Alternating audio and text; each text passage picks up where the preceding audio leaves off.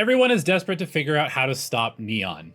She's a blue-haired menace running you down with a judge. She can jump, she can slide, she moves way too fast for a tactical shooter. How the heck are you supposed to stop this agent? And we are definitely in a meta where Neon plus another duelist, double duelist, is extremely, extremely popular. Since the Yoru nerfs, Neon has completely taken over the meta. We're looking at just China data right now from stage 1, where Neon sits at 80%, but this is not an outlier. This is pretty much consistent across all regions. Neon is being picked more than any other agent in the game across every single region, and she is being played on every single map. So we need to figure out how to beat her, because we cannot rely on Riot fixing this agent in time for us to enjoy the game. There's been quite a bit of discussion about how to counter Neon and what agents can work and what strategies are good against this terror of an agent. Most people tend to agree that Vyse is an agent that is quite good against Neon, especially because this is an agent that has a unbreakable wall that has to be triggered, otherwise it cuts off the team from entering a site. Vyse also has 2 ground-based mollies that do damage based on how much movement you do in them. So these 2 tools in particular are quite good against how Neon plays. On top of that, we've seen essentially the complete removal of Yoru from all strategies, which means that there is no longer a clone or an agent that can run through and teleport back to break the wall setups. And that means that Vyse should be getting quite a bit of value.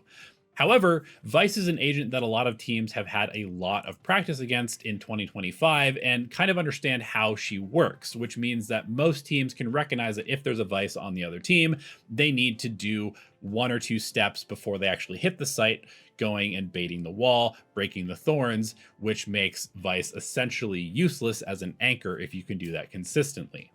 And this is where I think a lot of teams are kind of missing the point with Vyse, because they are opting into essentially exclusively what I would call bunker setups. I think with Vyse, you can do sort of like 3 or 4 different categories of setups. And the most common of which is the bunker setup. And bunkering is basically just what it sounds like. You are putting basically all of your utility in the main choke point that you think the enemy is going to come down, and you are just trying to stop that one choke point with, you know, your slows and your walls. And so on a map like Bind, you see stuff like this a lot, where people put the wall here, or they put the wall maybe here, and then they put the thorns directly in the other choke points or directly on the other side of the wall. And then Vyse basically just plays on site and tries to sort of like spring the trap and slow down the attackers when they come through the choke point. However, I think this approach is kind of missing the point of what makes double duelist so strong, because when you look at a double duelist composition, the entire strength of this comp is that it has one very, very explosive hit that it can pull off, right? Most duelist agents don't have very much utility, right? You have 1 wall, you have 1 stun, you have 1 slide unless you get kills. And if you're pairing this with, let's say, like a waylay, the waylay has 1 dash, you know, 1 saturate that it can do, 1 recall to break through this choke point. And usually what ends up happening is most double duelist comps, they get to a specific point. Let's take Neon and Raze here. They get to a specific point right before the choke point, and then when they're ready to go, you know, along with the initiator utility, let's say we have like a Sky. Sky is pretty popular right now. So along with the initiator utility, they're going to go ahead and throw up the wall. They're going to throw out a flash. They're going to double satchel, dash through, and just kind of explode through the choke point using all of their utility at once, right? Boom, they're on the site, they get through the choke point, and there's not very much that you can do to stop them, because this is what they do best. So when you set up in a bunkering setup, you are kind of playing the duelist game, because you're essentially saying, okay, I have this setup that you guys need to beat. And the duelists are saying, well, our job is to beat setups like this, right? And so even though this does present some issues, because, you know, especially for Neon, who has to stay on the ground to get through areas, it can present some slowdown to their actual execute. But most teams are good enough at this point where, you know, the Neon will throw up the wall. They'll use that wall timing to jump trigger the Vyse wall, and then in response to that, most Vyses will pop both of their thorns, and so they have like, you know, 6 seconds of slow. But then once the wall goes down, then there's like a secondary hit where now the rest of the utility comes out, and the actual, you know, slide through, blast pack through, flash through the choke point actually happens. You know, the worst teams will just run into the Vyse setup and they might lose a couple players, but they're still going to get through the choke point. And I think that, you know, a lot of the times teams will sort of look at a Vyse setup and they're like, well, this site is pretty strong, right? There's a wall, there's 2 mollies, there's a flash. So the Vyse should be okay and probably can just hold the site with maybe one other person. But the reality is that this is not enough to stop a 4 or 5 person hit coming through a choke point, even if it does slow them down. So when you are doing bunker setups against a double duelist comp that is meant to basically break bunker setups, you're not really getting the most value out of the agent. And so when we take Lotus for an example, one of the most common maps to play Vyse and one of the most common maps to play these bunker setups, the most common setup is going to be something kind of like this, where you have like a Vyse wall for the choke point. You usually have a thorns to stop the further scaling into the site. And then you might even have a secondary thorns placed with something kind of like this, which is going to stop people scaling up in this direction as well. So, and then you'll probably have a flash maybe on this pillar, or you might use it early depending on what you're going to do. So you're going to see the attackers are going to come up, they're going to drop a smoke here, they're going to jump peek this wall to trigger it.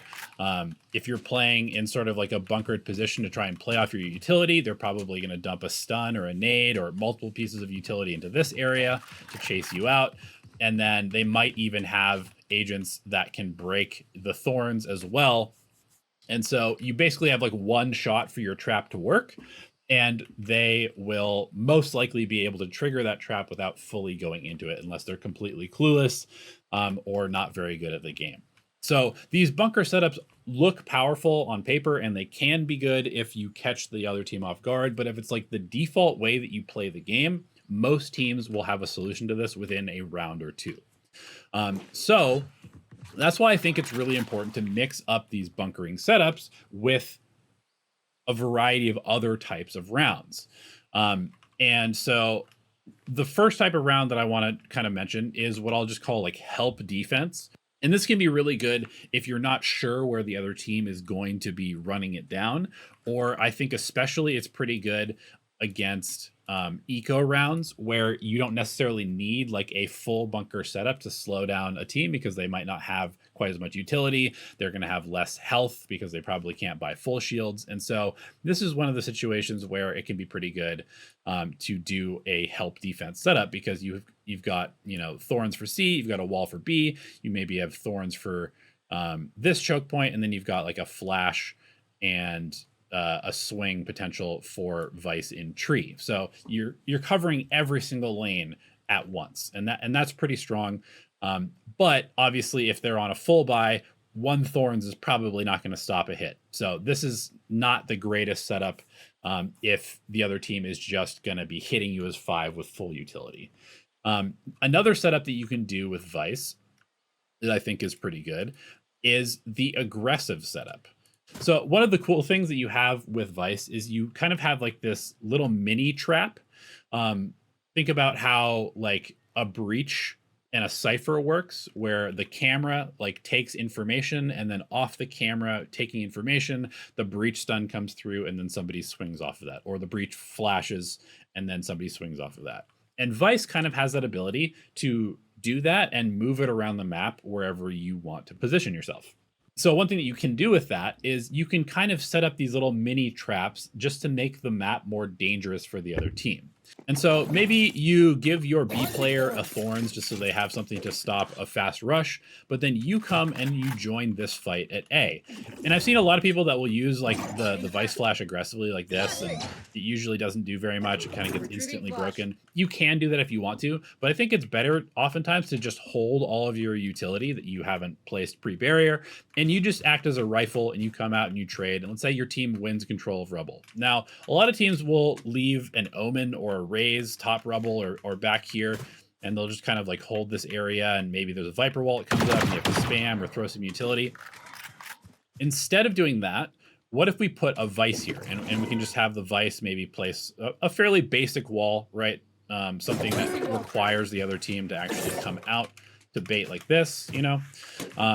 And so you put your Vyse wall here, or you could even put it in some kind of like weirder places as well. The point is that you're trying to be kind of a little sneaky with this, a little bit sort of unpredictable. So the wall could be in a variety of different places. Obviously, this is kind of a weird spot just because they can now jump over it. So even if you put it like this, there is some way for them to kind of like, you know, get around this wall. But the point is, and this could go for any map, you find a place that's kind of aggressive positioning on the map, and you set up a little bit of a trap. So we've got our wall here. Maybe we're going to combo this with a thorns, and we are going to then put a flash behind us, you know, anywhere like this.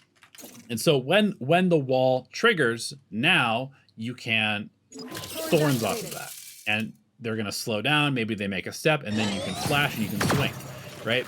But basically, once you show them an aggressive setup kind of like this, they're going to always have to be a little bit more paranoid, and they're going to have to maybe spend more utility to get through these choke points because they're afraid that there could be a Vyse flash aggressive trap like this. This is a setup that I actually had a lot of success with at GE last year, where we played Vyse on Pearl, and we would often do the regular A fight. You know, there's always teams fighting for A, and so we would do an A fight, but then our Vyse would come play up here with a flash and a wall and a thorns, and this would be, you know, smoked off by the Astra.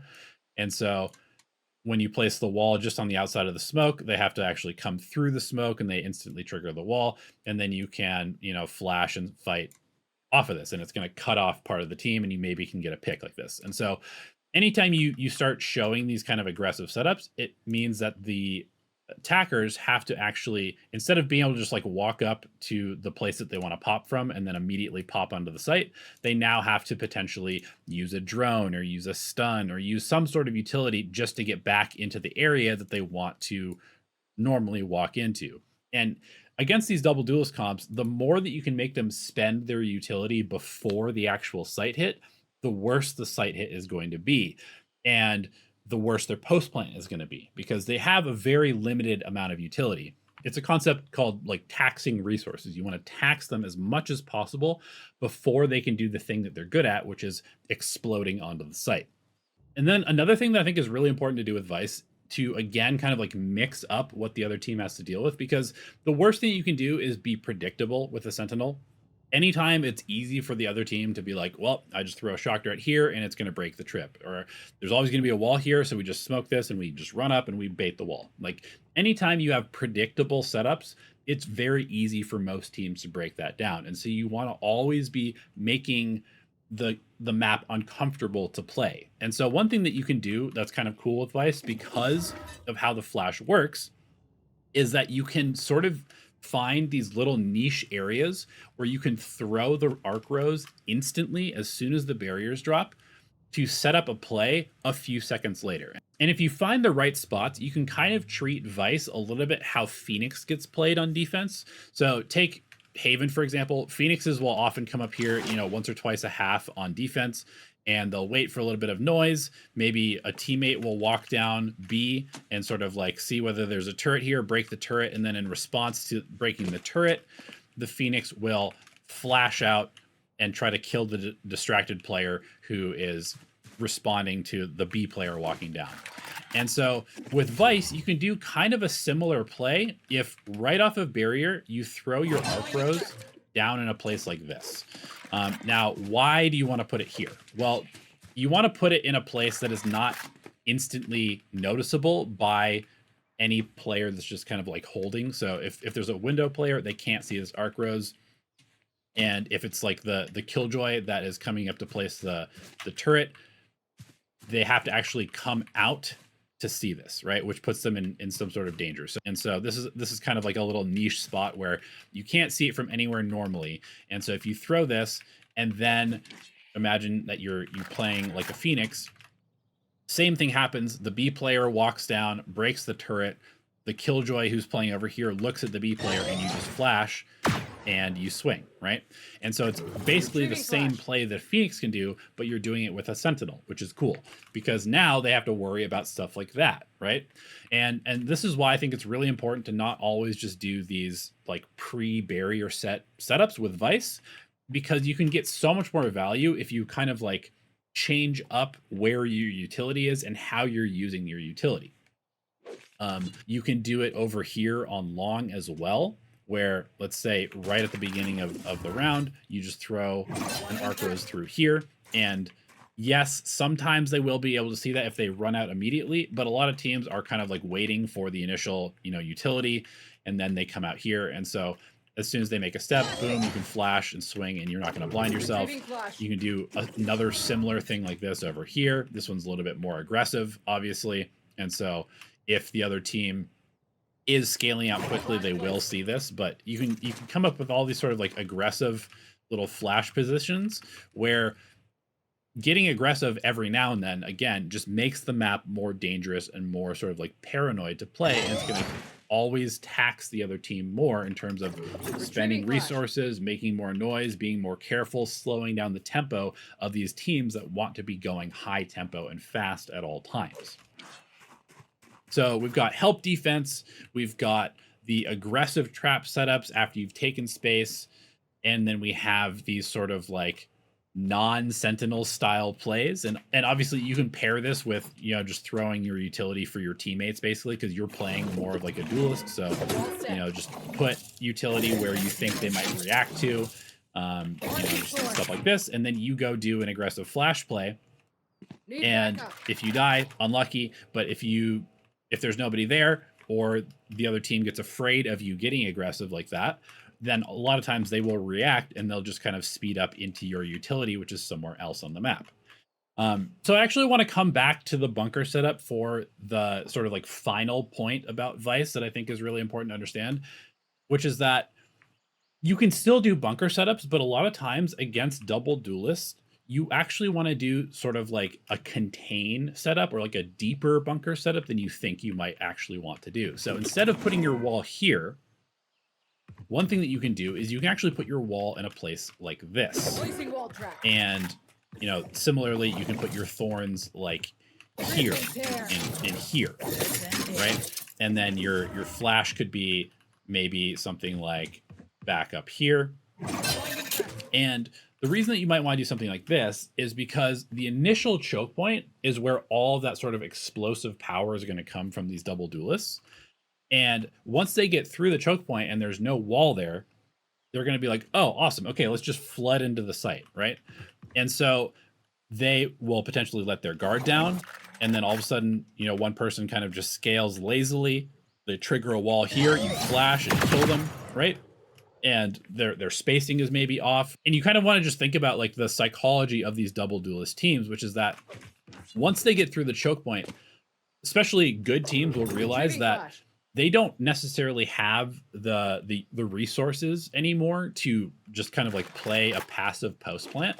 And so they're incentivized to take more space, right? A lot of times a Neon with a judge is going to try and get up into a position kind of like this, right? Or they're going to try and push all the way through to spawn and put you in a position where you have to just like fight back through a person with advanced position to actually get in a position to retake. And so most double duelist teams will try to take extra space once they have control of the site. And so instead of letting them do that, instead of letting them just kind of burst through your initial setup, you're going to actually just put your setup to counter that additional push. You're going to contain them into a smaller area of the map. And so you could literally do something like this, where you put your wall here, right? And you put your thorns like this and here, right? And the entire point is, okay, you can have the front part of the site, but you cannot take extra space. I'm not going to let you get into our backlines. I'm not going to let you get into a position where you can play an effective post plant. I'm not going to let you plant the spike for free, right? So they're going to maybe come through this, again, separating a player on the other side of the wall, and you can potentially just kill that person as they come through. And if they try to push you and dive you super far backside, you just slow them down here, and they might be kind of caught out in a weird position where they're trying to transition from the initial hit into advanced space, but all of a sudden they're being slowed in a position that they're not used to. And stuff like that is really going to throw off the tempo and sort of like the pattern recognition of these teams that are looking for an initial choke point to explode through and then push for an additional space and catch the people that are rotating in. And this is also going to allow you to kind of create a little pocket of safety for your teammates who are rotating from the other parts of the map to rotate into space that is not being overrun by the enemy team.